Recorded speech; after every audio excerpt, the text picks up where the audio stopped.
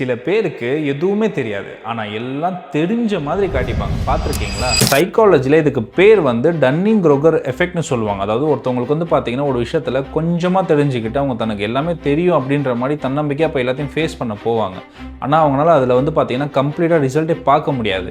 இதே வந்து ஒரு விஷயத்தை எல்லாம் தெரிஞ்சவங்க வந்து பார்த்தீங்கன்னா எப்போவுமே அமைதியாக இருப்பாங்க. அவங்க என்ன நினைப்பாங்க அப்படின்னா, நம்ம இதில் இன்னும் நிறைய கற்றுக்க வேண்டியது இருக்குது, நம்ம இன்னும் நிறைய இதில் பார்க்க வேண்டியது இருக்குது அப்படின்னு சொல்லிட்டு டீப்பாக லேர்ன் பண்ணி அதை அவங்க ப்ராக்டிஸ் பண்ணுவாங்க. அவங்களால அதில் சக்ஸஸும் ஆக முடியும். ஒரு இன்டர்வியூவில் ப்ரூஸ் லீ கிட்ட ஒரு இன்டர்வியூ வந்து ஸ்கில்ஸை பேஸ் பண்ணி ஒரு கொஸ்டின் கேட்பார். உங்களுக்கு யாரை பார்த்தா ரொம்ப பயம் அப்படின்னு சொல்லிட்டு கேட்பார். இவர் அதுக்கு என்ன பதில் சொல்வார் அப்படின்னா, எனக்கு 10 ஸ்கில்ஸை தெரிஞ்ச ஒருத்தனை பார்த்தா எனக்கு பயமே கிடையாது, ஆனால் அதுவே வந்து எனக்கு ஒரே ஸ்கில்லை 10 விதமாக ப்ராக்டிஸ் பண்ணி தன்னை மாஸ்டர் ஆக்கியிருப்பான் பார்த்தீங்களா, அவனை பார்த்தா தான் எனக்கு பயம் அப்படின்னு சொல்லுவார். அதுக்கு அர்த்தம் என்ன அப்படின்னா, நம்ம ஒரு விஷயத்தை வந்து கொஞ்சம் கொஞ்சமாக தெரிஞ்சுக்கிட்டோம் அப்படின்னா நம்ம அதில் கண்டிப்பாக ரிசல்ட் பார்க்கவே முடியாது. இதே வந்து நம்ம ஒரே ஸ்கில்லை 10 விதமாக நம்ம வந்து ப்ராக்டிஸ் பண்ணி நம்ம அதில் மாஸ்டர் ஆக்கியிருந்தோம் அப்படின்னா நம்மளால் கண்டிப்பாக அந்த ரிசல்ட் அச்சீவ் பண்ண முடியும். எப்போவுமே எதுவும் தெரியாதவன் தான் தன்னோட வீக்னஸை வெளியில் போல்டாக இருக்கிற மாதிரி காமிச்சிப்பான். ஆனால் எல்லாம் தெரிஞ்சவன் ரொம்ப சைலண்ட்டாக ஃபோக்கஸ்டாக இருப்பான்.